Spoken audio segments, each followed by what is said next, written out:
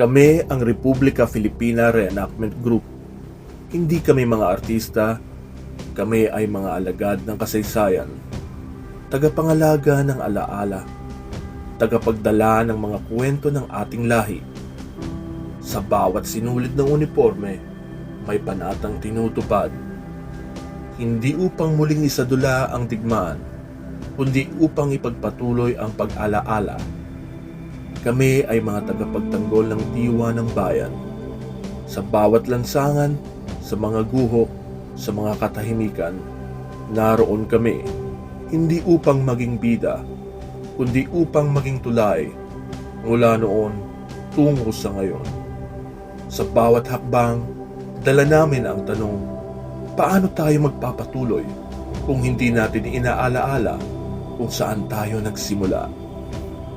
At ngayon ngang nandito na kami sa korehedor. Naalala namin, noong 1942, sumakay sina Pangulong Manuel Quezon, ang kaniyang pamilya, mga opisyal ng gobyerno at si Chief Justice Abad Santos sa isang submarino, ang USS Swordfish, para lumikas mula sa korehedor habang patindi ang gulo ng digmaan. Bitbit ang pag-asa ng isang bayang hindi kailanman yuyuko. At tuluyan na ngang bumagsak sa kamay ng mga Hapones ang korehedor, ang huling tanggulan ng mga Pilipino at Amerikano matapos ang mga walang patid na pambobomba, isinuko na ang isla.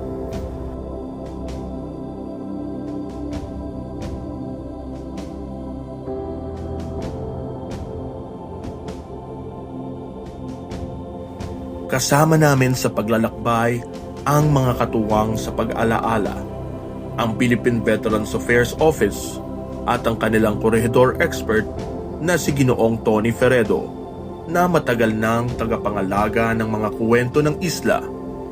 Kasama rin ng Cavite City Tourism at ang pamahalaang panlalawigan ng Cavite, na patuloy na sumusuporta sa mga adhikain ng kasaysayan.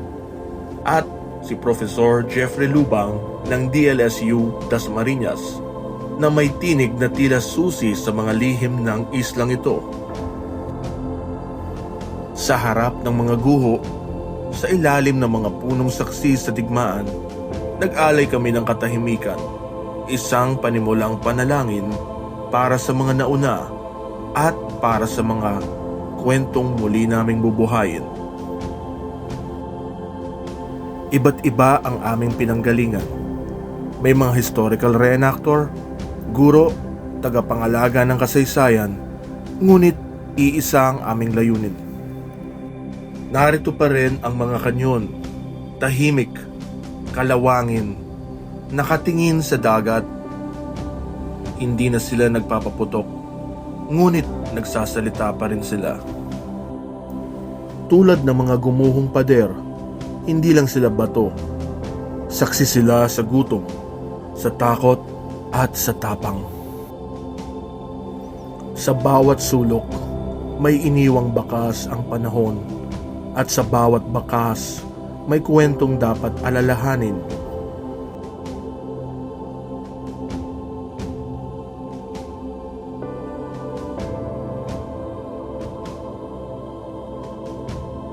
Binabasa namin ang mga pangalan na nakasulat sa mga pader, isa-isa.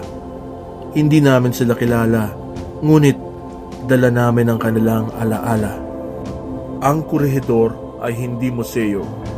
Isa itong buhay na paalala na ang kalayaan ay laging may kabayaran. Ang mga sundalong narito, hindi mga pangalan sa aklat, kundi mga taong may pangarap, may takot, may tapang at may pananalig na hindi sila malilimutan.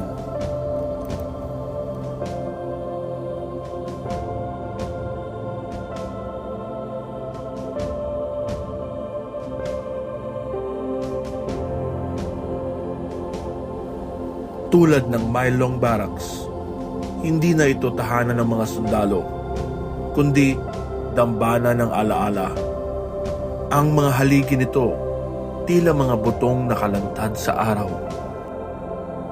Ang mile long barracks, 3 palapag ng guho na minsang naging tahanan ng mga sundalo. Ngayon, ang bubong ay wala na. Ang mga bintana, butas na lang sa hangin. Dito sila natulog, dito sila tumawa, dito sila naghintay, nanalangin, at dito rin sila huling nakita. Hindi pa rin bumibigay ang mga haligi kahit matagal nang iniwan ng panahon upang ipaalala sa atin ang bakas ng kahapon. Tahimik kaming lumapit sa Battery Crockett. 2 kanyon, nakabaon sa lupa, tila mga higanting natutulog sa ilalim ng araw. Dito, ang digmaan ay hindi lang narinig. Ito'y naramdaman sa bawat pader, sa bawat utos, sa bawat paghihintay. Mula rito, tanaw ang karagatan.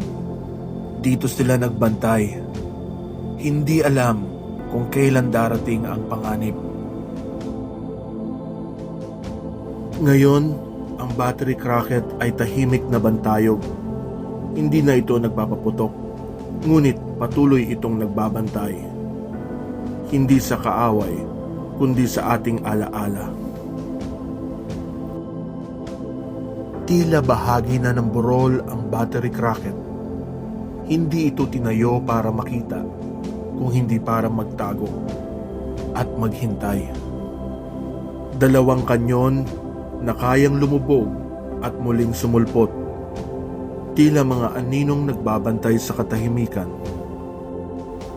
Ang korehidor ay hindi lamang isang isla.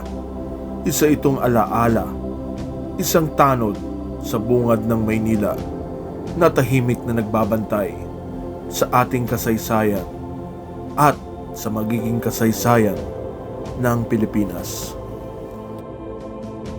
Dito, ang kasaysayan ay hindi nakasulat sa papel. Nakasulat ito sa semento, sa kalawang, at sa katahimikan. Lumapit kami sa Battery Way. Hindi ito kasing laki ng iba, ngunit ramdam mo agad ang bigat ng kasaysayan nito. Dito, ang huling depensa ng isla.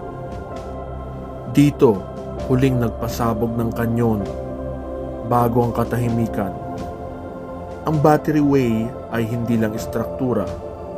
Ito ay isang paalala na minsan may mga taong hindi umatras at lumaban hanggang sa huli. Ngayon, ang Battery Way ay tahimik. Ngunit hindi ito bakante. Narito pa rin ang alaala ng huling paglaban at huling depensa ng korehidor. Ang Battery Way ay parang kulungang walang rehas. Mababa ang langit at ang mga pader ay tila lumalapit habang naglalakad ka. Marahil dito isinulat ang huling liham o binigkas ang huling dasal.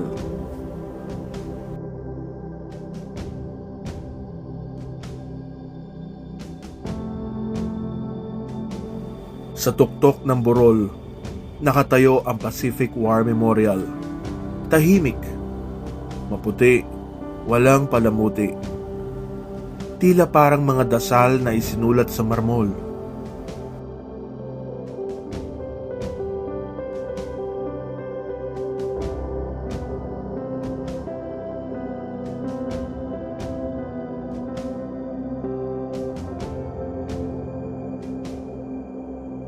Sa gitna ng bilog, isang sinag ng liwanag ang bumabagsak tuwing araw ng kagitingan.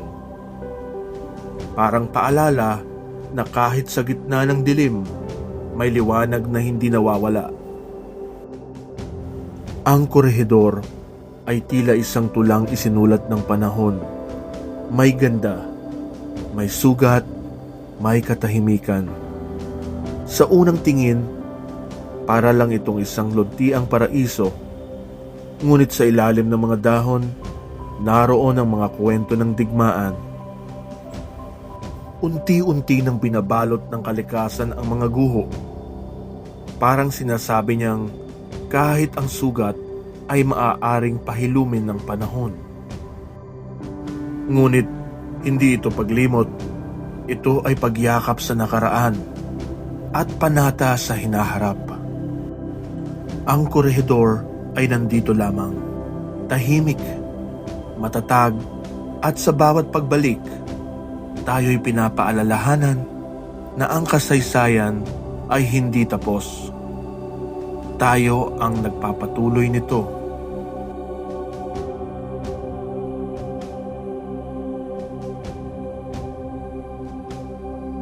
At tumungo nga kami sa Malinta Tunnel. Parang bunganga ng lupa. Handa kaming lamunin pabalik sa nakaraan. Sa loob, malamig ang hangin. Mabigat. Basa. Parang humihinga ang mga pader. Walang ingay, maliban sa yabag at sa tibok ng mga dibdib. Sa bawat lagusan, tila may kwentong naiwan, mga tinig at mga bulong na muling maririnig. Dito sila nagtago, dito sila nasugatan, dito sila naghintay, hindi nagtagumpay, kundi ng wakas. Ang Malinta Tunnel ay hindi lang istruktura, isa itong libingan na walang lapida. Ngunit sa katahimikan nito, may panata na hindi natin sila malilimutan. Na sa bawat pagpasok natin dito, ay muli silang nabubuhay. Habang lumalalim kami, parang humihigpit ang hangin. Parang may mga matang nakamasid sa dilim. Dito, may mga sugatang hindi na nakalabas. Ang bawat silid ay naging silungan at minsan huling hantungan. Ang ospital sa ilalim ng lupa, walang bintana, walang araw, walang katiyakan kung may bukas pa. Marahil dito isinagawa ang huling operasyon gamit ang ilaw ng lampara at lakas ng loob. Nagising kami sa katahimikan. Walang alarma, walang ingay ng lungsod, tanging huni ng ibon at ang banayad na paghinga ng isla. Ang umaga sa korehedor ay may kakaibang bigat, hindi dahil sa pagod, kundi dahil sa pagninilay. Tahimik kaming nagtipon, walang kailangang sabihin, parang alam ng bawat isa na may iniwan ng gabi sa aming mga puso. Habang sumisikat ang araw, parang muling isinilang ang isla at kami rin. Ang huling umaga sa korehedor, tahimik, mabigat, parang ayaw kaming paalisin ng isla. Habang nag-iimpake kami, hindi lang gamit ang binabalot, kung hindi alaala. May mga tanong na hindi pa rin nasasagot. May mga kwentong hindi pa rin buo, ngunit dala na namin ang kanilang bigat. Sa daungan, wala nang seremonya, walang palakpakan, tanging katahimikan at panata. Habang lumalayo ang korehedor, hindi kami bumitaw. Dala namin siya sa aming mga puso, sa aming mga yabag, at sa bawat kwentong muli naming isasalaysay.